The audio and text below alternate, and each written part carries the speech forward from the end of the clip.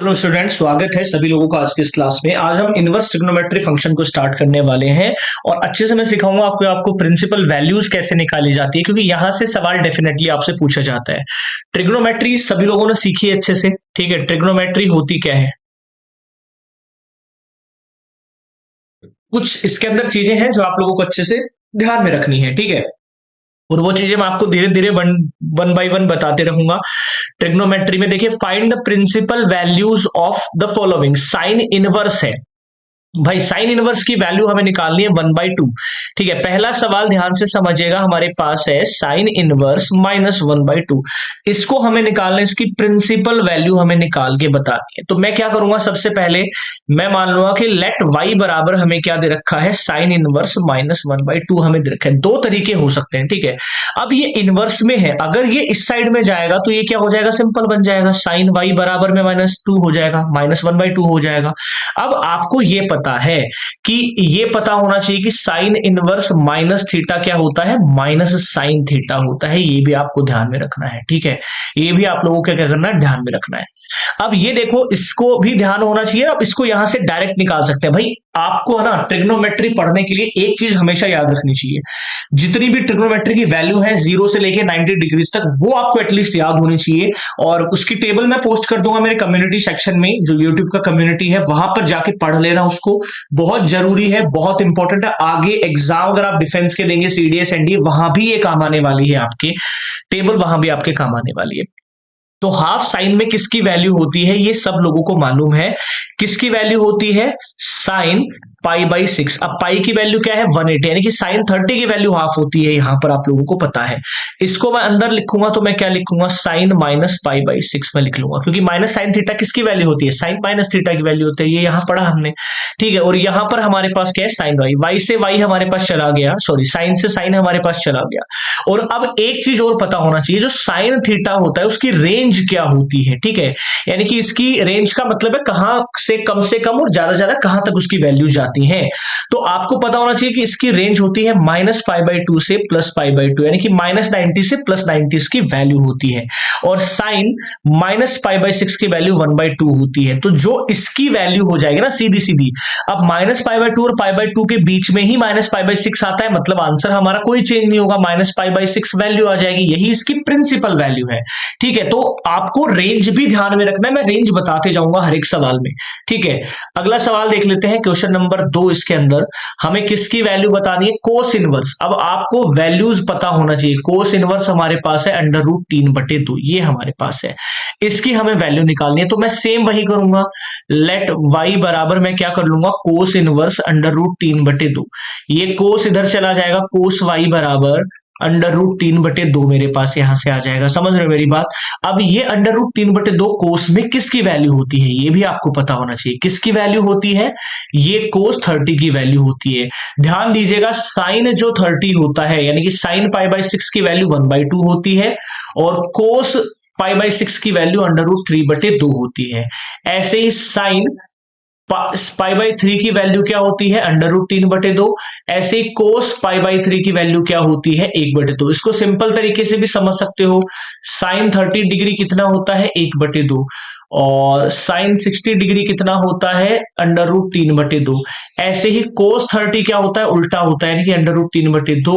और कोस 60 हमारे पास होता है 1/2। ऐसे भी याद रख सकते हैं, ये टेबल आपको मिल जाएगी, आप देख लेना एक बार, है ना।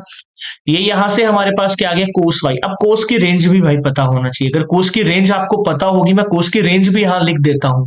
जो रेंज होती है वो 0 से पाई होती है, कोस की रेंज, ध्यान रखिएगा। और π/6 इसी के अंदर आता है, 0 से पाई के बीच में ही आता है, यानी कि 0 से 180। ये हमारे पास कम आ रहा है, तो वाई की सीधी सीधी वैल्यू अगर इस रेंज से बाहर आ रहा हो तब हमें रेंज में लाना होगा, उसके बाद आंसर देंगे। तो ऐसा भी सवाल आएगा आगे, मैं दिखाऊंगा आपको। इसका आंसर भी π/6 हो गया, मतलब इसकी प्रिंसिपल वैल्यू, इसकी प्रिंसिपल वैल्यू, मतलब कि कितने का एंगल हमारे पास यूज हो रहा है, हमें सिंपली बेसिकली वही इसमें बताना है ऐसे सवाल में। उम्मीद करूंगा ये सवाल समझ में आया होगा सभी बच्चों को। अगला सवाल भी बता देता हूं आपको, क्योंकि रेंज आपको एटलीस्ट सबकी, और इसमें देखो सारे अलग अलग दिए गए हैं, कोसेक भी दिया गया है, मैं कोसेक की भी रेंज बताऊंगा। अगला कोसेक ही है हमारे पास में। ध्यान से समझ लीजिए सवाल को और देखिए, क्वेश्चन नंबर 3 हमारे पास में क्या है, कोसेक इनवर्स 2 मेरे पास है। मैं सेम वही करूंगा, y बराबर मैं मान लेता हूं कोसेक इनवर्स 2, तो यहां पर हमारे पास आ जाएगा कोसेक y बराबर 2 मेरे पास आ जाएगा। ठीक है, कोसेक y बराबर 2 मेरे पास आ जाएगा। अब ध्यान दो 2 किसकी वैल्यू होती है, कोसेक में किसकी वैल्यू होती है भाई, ध्यान से टेबल में इसीलिए बोल रहा हूं याद करने के लिए कि टेबल अगर आपको याद होगी तो हर एक एंगल की आप निकाल सकेंगे।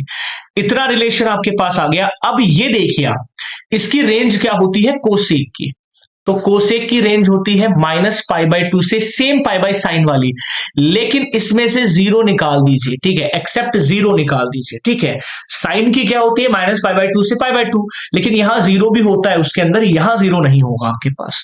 अब आपको यह पता है कि यहां पर देखिए कि ये π/6 इसी के बीच में आ रहा है, मतलब कुछ भी चेंज यहां भी नहीं होगा, तो y की वैल्यू क्या आ जाएगी π/6।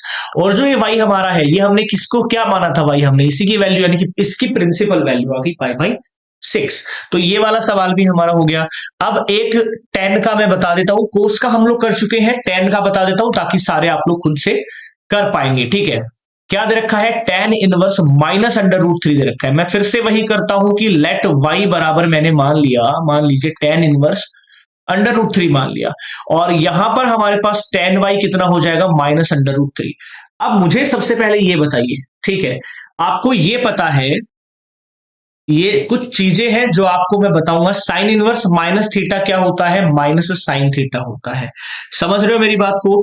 ऐसे ही हमारे पास क्या होता है जब हम कोस की बात करते हैं, ठीक है, जब हम कोस की बात करते हैं तो कोस में क्या होता है, कोस में पाई माइनस हो जाता है। ठीक है, पाई माइनस होता है, ठीक है, थीटा हो जाता है। जैसे अगर मैं कोस इनवर्स माइनस थीटा की बात करूंगा ना, तो पाई माइनस क्या हो जाएगा, कोस थीटा हो जाएगा। ठीक है, cos inverse theta sine inverse theta, ये हमारे पास होता है। ऐसे ही अगर मैं tan की बात करूं, tan इनवर्स माइनस थीटा, ये किसके बराबर होता है, ये हमारा किसके बराबर होता है, tan इनवर्स माइनस जो थीटा होता है वो माइनस tan थीटा होता है। ठीक है, माइनस tan इनवर्स थीटा।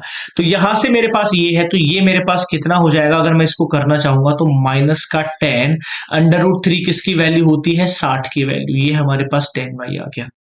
ठीक है, इतना सबको समझ में आया होगा। tan की रेंज भी आप लोग पता कर लीजिए, tan की रेंज होती है, स्मॉल ब्रैकेट हमारे पास होता है -π/2 से π/2 हमारे पास होता है, मतलब ये इंक्लूड नहीं होंगे। ठीक है, और tan -π/3 क्या होता है, √3, तो इसका भी आंसर सीधा सीधा आ गया क्योंकि ये रेंज में आ रहा है। इसको मैं कैसे लिख सकता हूं, tan -π/3 लिख सकता हूं, tan y, tan से tan चला गया, y की वैल्यू आ जाएगी -π/3।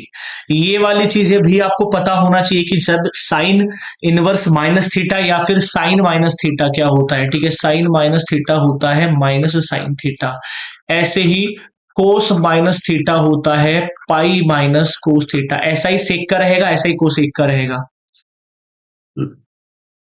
tan माइनस थीटा होता है माइनस tan थीटा। ये सारी चीजें याद रखनी है।